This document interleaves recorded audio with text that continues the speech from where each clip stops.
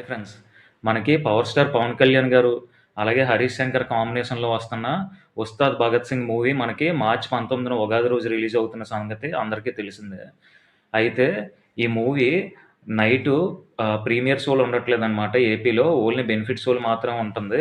ఒక్కో టికెట్ ధర 500 వరకు ఉంటదనమాట.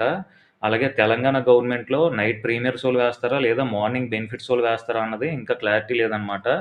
దాని గురించి తెలంగాణ గవర్నమెంట్‌తో ప్రొడ్యూసర్స్ అయిన 'మైత్రి మూవీ మేకర్స్' ఇంకా డిస్కస్ చేస్తున్నారు. అలాగే రేటు అదే సినిమా టికెట్ ప్రైజెస్ గురించి కూడా పెంచమని వాళ్ళు డిస్కస్ చేస్తున్నారనమాట తెలంగాణ గవర్నమెంట్‌తో. సో, తెలంగాణలో మూవీ ప్రైజెస్ గురించి అలాగే ఆహ్, ప్రీమియర్ షోల గురించి ఇంకా అప్డేట్ అయితే రాలేదు. డిస్కషన్ స్టేజ్‌లో ఉందనమాట. ఇది గైస్ అప్డేటు. అలాగే వాళ్ళ కాంబినేషన్ మనం చూసుకున్నట్లయితే గతంలో 'హరీష్ శంకర్' గారు, 'పవన్ కళ్యాణ్' గారి కాంబినేషన్‌లో వచ్చిన 'గబ్బర్ సింగ్' మూవీ చాలా పెద్ద బ్లాక్ బస్టర్ అయిందనమాట.